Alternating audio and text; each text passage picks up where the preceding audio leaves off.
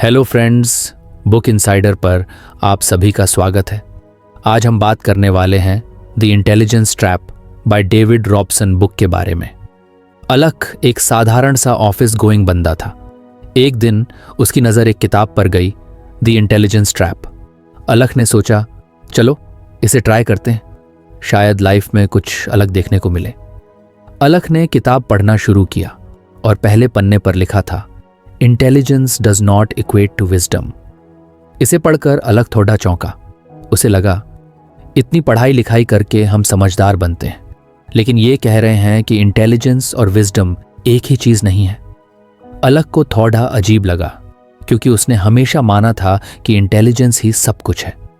वो स्कूल और कॉलेज के दिनों में टॉप करता था और ऑफिस में भी उसे स्मार्ट और क्विक थिंकर का टैग मिला हुआ था। लेकिन जैसे जैसे उसने आगे पढ़ा, उसे समझ आया कि रॉबसन कुछ और ही कहना चाह रहे हैं। रॉबसन का कहना था कि सिर्फ इंटेलिजेंट होना ही काफी नहीं है। कई बार इंटेलिजेंस हमें ओवर कॉन्फिडेंट बना देती है। ये बात अलख को अंदर तक हिला गई। उसने कई बार अपने दोस्तों और फैमिली से सुना था, तुम्हें सब पता है, इसलिए तुम्हारे डिसीजन तो परफेक्ट होंगे। लेकिन सच कहूं तो कई बार अलख खुद को फंसा हुआ महसूस करता था।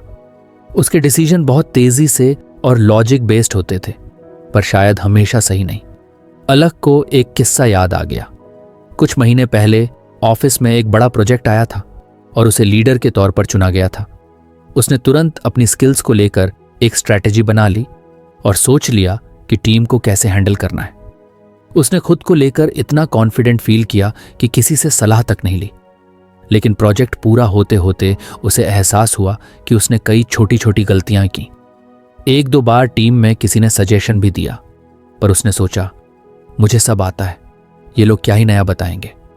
और इस ओवर कॉन्फिडेंस की वजह से कई डिटेल्स मिस हो गई। रिजल्ट अच्छा तो आया, लेकिन उतना एक्सेप्शनल नहीं जितना वो चाहता था। उस वक्त वो खुद को बहुत क्रिटिसाइज कर रहा था, पर समझ नहीं पा रहा था कि कहाँ गलती हुई। रॉबसन का वो फास्ट कार वाला एनालॉजी उसके दिमाग में गूंजने लगा। इंटेलिजेंस फास्ट कार की तरह है, पर उसे कंट्रोल करने के लिए विजडम चाहिए। अलख को महसूस हुआ कि उसकी फास्ट कार यानी उसकी इंटेलिजेंस तो थी, पर शायद वो कंट्रोल खो बैठा था। अलख ने महसूस किया कि अक्सर वह खुद को साबित करने के चक्कर में अपनी ही जजमेंट पर सवाल नहीं उठाता। उसी रात अलख ने एक डिसीजन लिया। उसने सोचा, अब से सिर्फ स्मार्ट बनने के पीछे नहीं भागूंगा, बल्कि विजडम कैसे हासिल की जाए उस पर ध्यान दूंगा। उसने खुद से प्रॉमिस किया कि अब वो हर बार अपनी ओवर कॉन्फिडेंस को कंट्रोल करने की कोशिश करेगा और किसी भी डिसीजन को जल्दबाजी में नहीं लेगा। अलख को एक और घटना याद आई। उसकी बचपन की दोस्त निधि हमेशा कहती थी, यार अलख, तुम्हारा माइंड इतना तेज चलता है, लेकिन कई बार तुम सिर्फ लॉजिक में फंस जाते हो। तब उसे निधि की बातें समझ नहीं आती थी, पर अब उसे समझ में आ रहा था कि वो क्या कहना चाहती थी। उसने सोचा, शायद वही विजडम थी जो निधि देख रही थी और मैं नहीं। अगले दिन अलख ने ऑफिस में जाते ही खुद से एक चैलेंज रखा। उसने अपने काम में एक नया अप्रोच अपनाने का फैसला किया। वो पहले से हर एक डिटेल पर गौर करेगा और अगर किसी का सजेशन आएगा तो उसे इग्नोर नहीं करेगा। उसने अपनी टीम के साथ मीटिंग की और सबकी राय लेने की कोशिश की, भले ही कुछ राय उसकी अपनी सोच से अलग हो। धीरे धीरे अलख को एक अलग तरह का कॉन्फिडेंस महसूस होने लगा। अब वो सिर्फ अपनी इंटेलिजेंस पर नहीं, बल्कि दूसरों की राय और अपनी सोच को बैलेंस करने पर ध्यान दे रहा था। अलख के लिए ये जर्नी अभी शुरू ही हुई थी। उसने पहले चैप्टर से एक बड़ी बात सीखी थी, सिर्फ इंटेलिजेंट होना ही काफी नहीं। सही और समझदारी भरे डिसीजन लेने के लिए खुद को हमेशा सवालों के कटघरे में खड़ी रखना जरूरी है।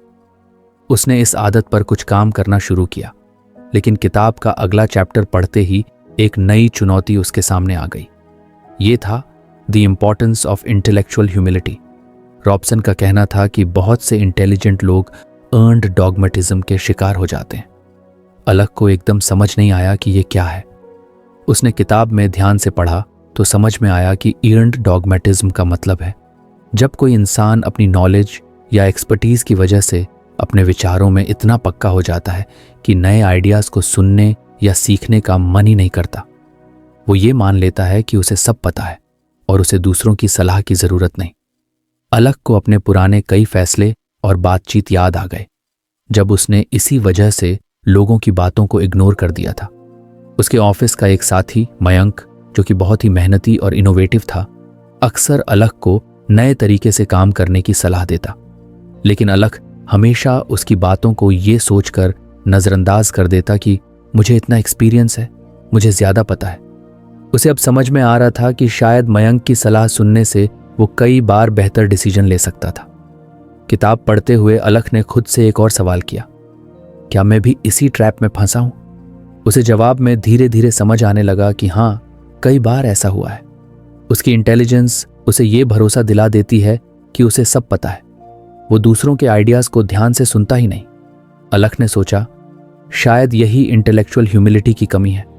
इंटेलेक्चुअल ह्यूमिलिटी का मतलब है कि हमें ये मानना होगा कि हमारे पास सब कुछ नहीं आता, हमें दूसरों से भी सीखने की ज़रूरत है। अगर आपको हमारी फ्री समरी अच्छी लगती है तो आप हमारे चैनल को सब्सक्राइब कर सकते हैं, हमारी मेंबरशिप खरीद सकते हैं या हमें यूपीआई के थ्रू सपोर्ट कर सकते हैं। अब समरी पर वापस चलते हैं। अलख ने सोचा कि अगर वो सही मायनों में ये बदलाव अपने अंदर लाना चाहता है तो उसे सबसे पहले इस आदत को तोड़ना होगा। उसे दूसरों के विचारों को भी वैल्यू देनी होगी। अगले दिन ऑफिस में अलख ने पहली बार मयंक की सलाह सुनने की कोशिश की। मयंक ने एक नया तरीका सुझाया जिससे उनके प्रोजेक्ट का आउटपुट बेहतर हो सकता था। अलख का मन पहले तो उसे इग्नोर करने का था, लेकिन उसने खुद से कहा, यह वही अर्न्ड डॉगमेटिज्म है। अलख, खुद को बदलो। उसने मयंक की बात ध्यान से सुनी और उसे एक चांस देने का फैसला किया। शुरुआत में अलख को कुछ अजीब लगा, क्योंकि अब वो खुद फैसले नहीं ले रहा था, बल्कि टीम के सुझावों को भी वैल्यू दे रहा था। कुछ दिन बीतते ही उसे इस बदलाव का असर दिखने लगा। मयंक का नया तरीका वाकई असरदार साबित हो रहा था और प्रोजेक्ट की क्वालिटी में निखार आ रहा था। अलख को एहसास हुआ कि ये इंटेलेक्चुअल ह्यूमिलिटी ही थी जिसने उसे और उसकी टीम को एक बेहतर रिजल्ट तक पहुंचने में मदद की। अलख की लाइफ में इस बदलाव का असर सिर्फ ऑफिस तक ही सीमित नहीं रहा। उसके दोस्तों ने भी नोटिस किया कि अब वो उनकी बातों को ध्यान से सुनता है और अपनी राय थोपने की बजाय दूसरों की राय पर भी गौर करता है। उसका एक बचपन का दोस्त करण, जो अक्सर उसे नई किताबें पढ़ने की सलाह देता था, इस बार अलख को कुछ और किताबें सजेस्ट कर रहा था। अलख ने पहली बार करण की सलाह को खुले दिल से अपनाया और नई किताबें पढ़ना शुरू किया। कुछ हफ्तों बाद अलख के ऑफिस में एक नया प्रोजेक्ट आया, जिसमें उसे टीम के साथ मिलकर एक क्रिएटिव सॉल्यूशन निकालना था। पहले के अलख के लिए यह आसान होता, वो बस अपने दिमाग की तेजी से डिसीजन ले लेता और टीम को वही फॉलो करने कहता। पर इस बार उसने कुछ अलग किया। उसने सभी टीम मेंबर्स को इनवाइट किया कि वो अपने अपने आइडियाज शेयर करें। उसने देखा कि जब वो सभी की बातों को ध्यान से सुनता है तो कई नए और बेहतरीन आइडियाज निकलकर सामने आते हैं। एक टीम मेंबर प्रिया ने एक ऐसे एंगल से प्रॉब्लम को देखा जो अलख ने कभी सोचा ही नहीं था। अलख अब खुद को सिर्फ इंटेलिजेंट नहीं बल्कि ओपन भी महसूस कर रहा था। उसे महसूस हुआ कि ये ह्यूमिलिटी, ये ओपननेस उसे न केवल बेहतर डिसीजन मेकर बना रही है बल्कि एक बेहतर इंसान भी। उसने नोटिस किया कि अब वो कम जजमेंटल है और लोगों की बातों को लेकर पहले से ज्यादा रिस्पॉन्सिव है। इस जर्नी में अलख का सामना कई बार ऐसे चैलेंज से हुआ जहां उसे अपने पुराने ओवर कॉन्फिडेंट वर्जन से लड़ना पड़ा। कई बार पुराने अलख की तरह सोचने का मन करता, लेकिन उसे याद रहता कि सिर्फ इंटेलिजेंस ही सब कुछ नहीं है। विजडम, ओपननेस और इंटेलेक्चुअल ह्यूमिलिटी भी उतने ही जरूरी हैं। एक दिन अलख ने मयंक को लंच पर बुलाया। उसने मयंक से अपने दिल की बात कही। यार मयंक, मुझे पहले समझ नहीं आता था कि मेन अपनी इंटेलिजेंस को किस तरह से मिसयूज कर रहा था। मुझे ये लगता था कि मुझे सब पता है, लेकिन असल में मुझे समझ में आ रहा है कि ये ह्यूमिलिटी भी उतनी ही जरूरी है। मयंक ने हंसते हुए कहा, अलख, यही असली सीख है। जब हम खुद को ओपन रखते हैं तो हमें लोगों से बहुत कुछ सीखने को मिलता है। तुम एक अच्छे लीडर बन रहे हो। अलख को इस जर्नी में कई बार अपने ओल्ड हैबिट्स से लड़ना पड़ा, लेकिन हर बार उसने इस लेसन को याद रखा कि असली ताकत ओपननेस में होती है।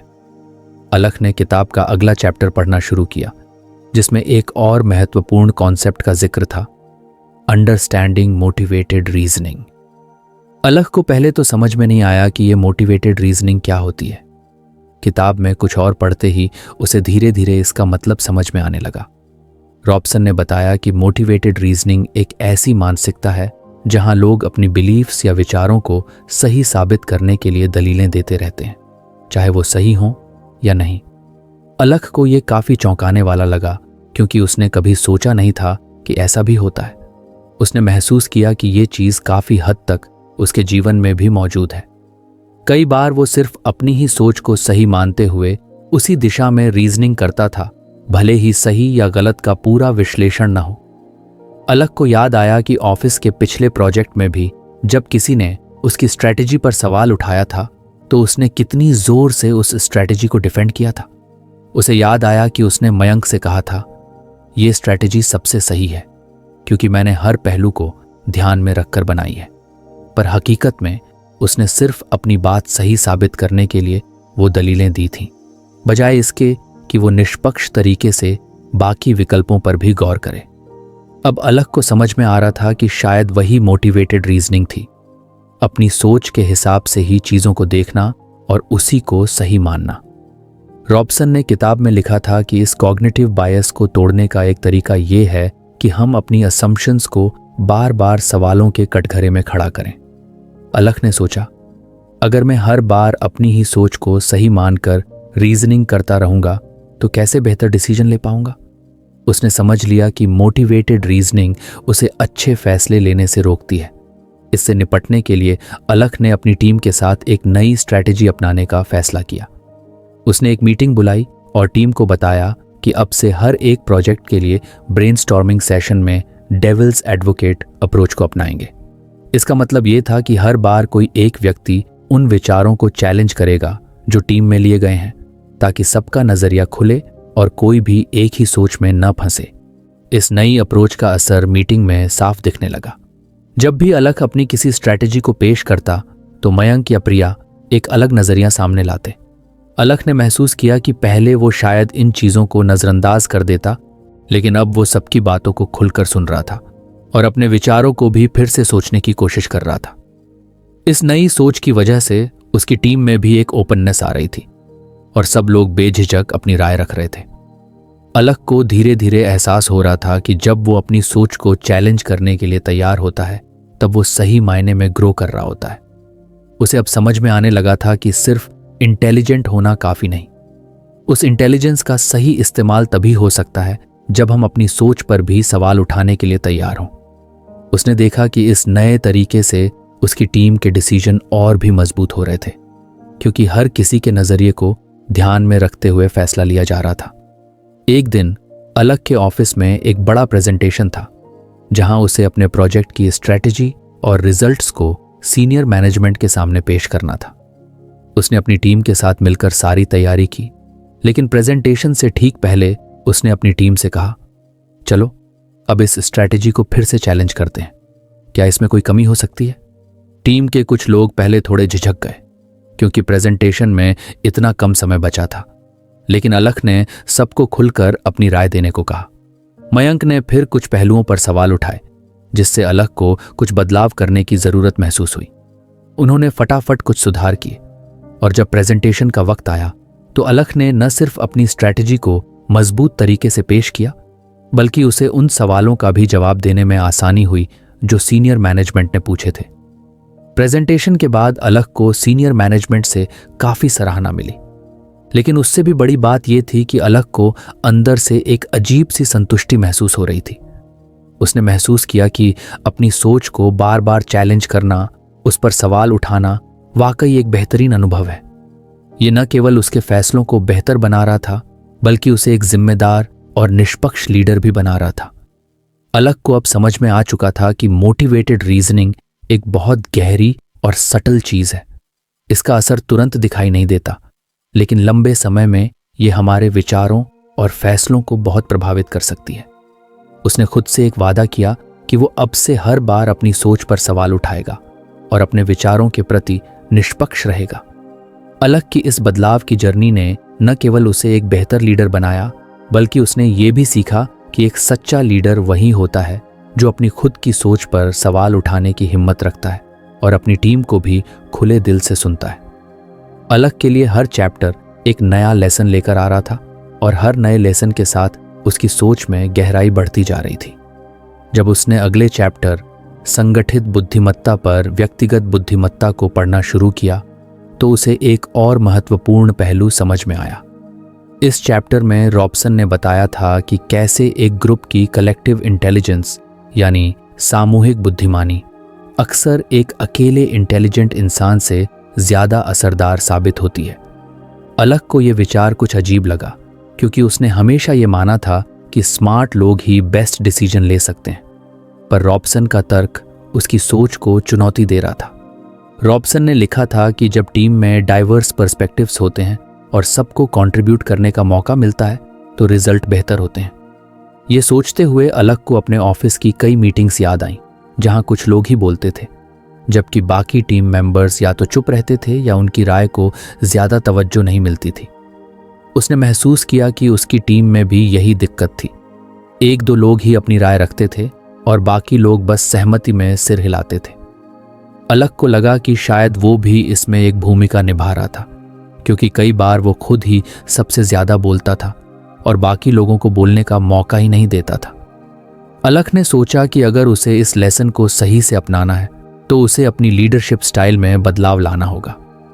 उसने अपनी टीम के साथ एक मीटिंग रखी, लेकिन इस बार वो मीटिंग का फॉर्मेट कुछ अलग था। उसने शुरुआत में ही सबको बता दिया कि आज की मीटिंग में वो खुद कम से कम बोलेगा और टीम के हर सदस्य को अपनी राय देने का मौका मिलेगा।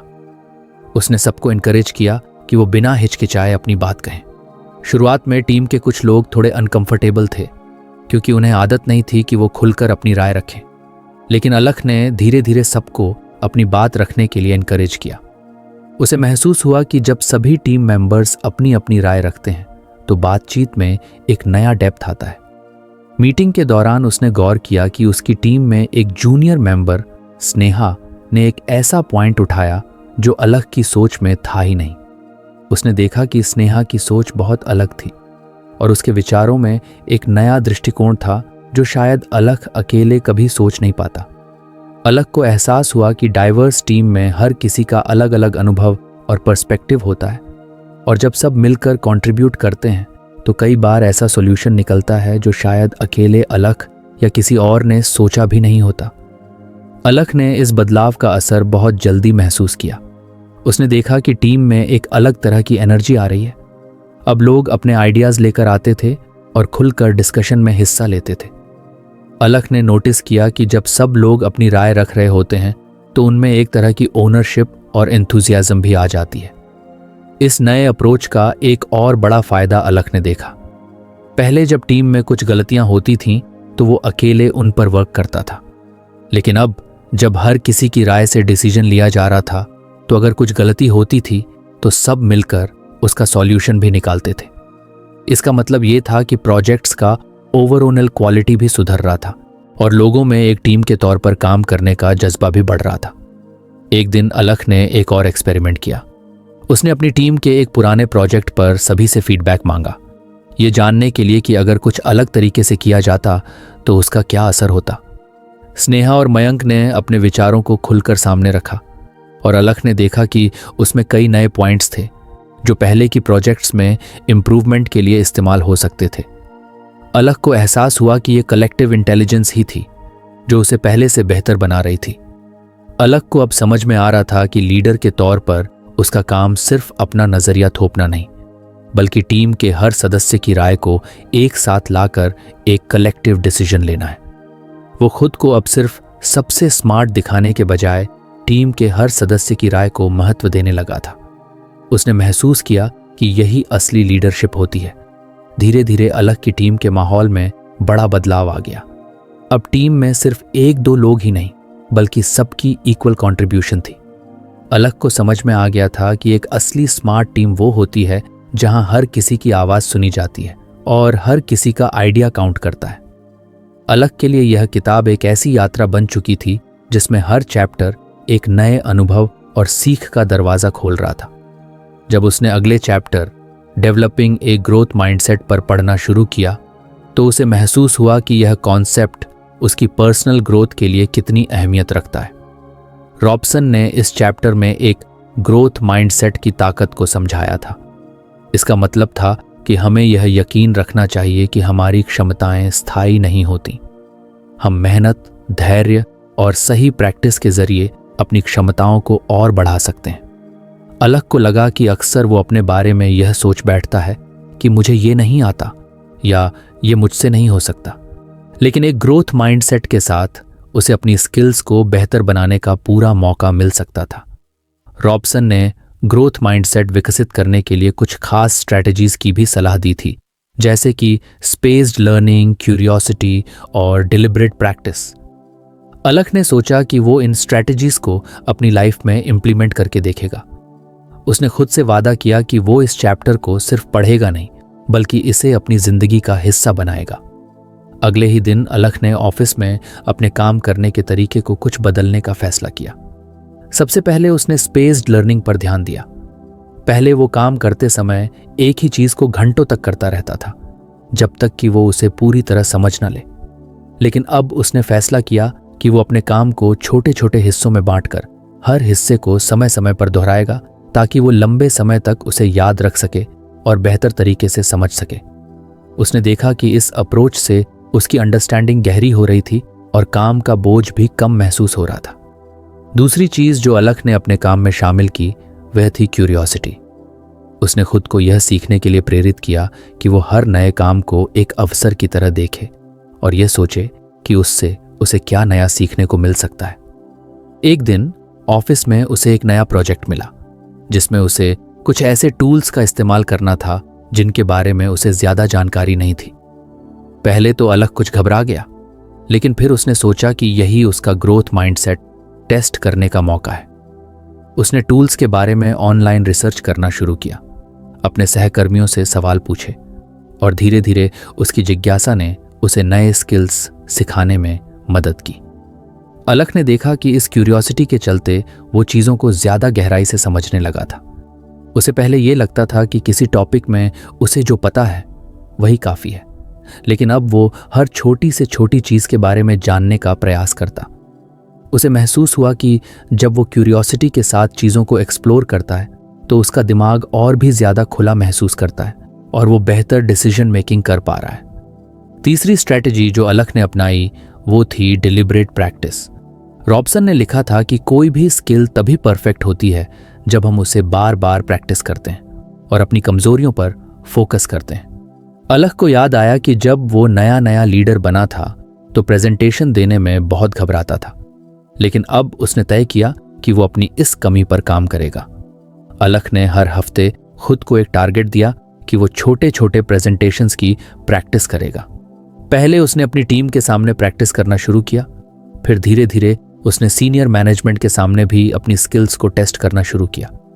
इस डिलिबरेट प्रैक्टिस का असर ये हुआ कि कुछ ही समय में उसकी प्रेजेंटेशन स्किल्स में बहुत सुधार आ गया था। अब वो कॉन्फिडेंट होकर अपनी बात रख पाता था और उसकी टीम भी उसकी इस मेहनत से काफी प्रभावित हुई थी। अलख को अब ग्रोथ माइंडसेट का असली मतलब समझ में आ रहा था। उसने सीखा कि गलतियों से घबराने की बजाय उन्हें अपने विकास का एक हिस्सा समझना चाहिए। पहले अगर वो कोई गलती करता था तो उसे अपने ऊपर एक दबाव सा महसूस होता था, लेकिन अब उसने अपनी गलतियों से सीखना शुरू कर दिया था। उसे समझ में आया कि गलतियां न सिर्फ हमें हमारे कमजोर पहलुओं से अवगत कराती हैं, बल्कि वो हमें यह भी दिखाती हैं कि हम किस तरह से और बेहतर हो सकते हैं। तो फ्रेंड्स, ये थी हमारी आज की बुक समरी। आपको कैसी लगी कमेंट करके ज़रूर बताएं और धन्यवाद आपका समरी एंड तक सुनने के लिए।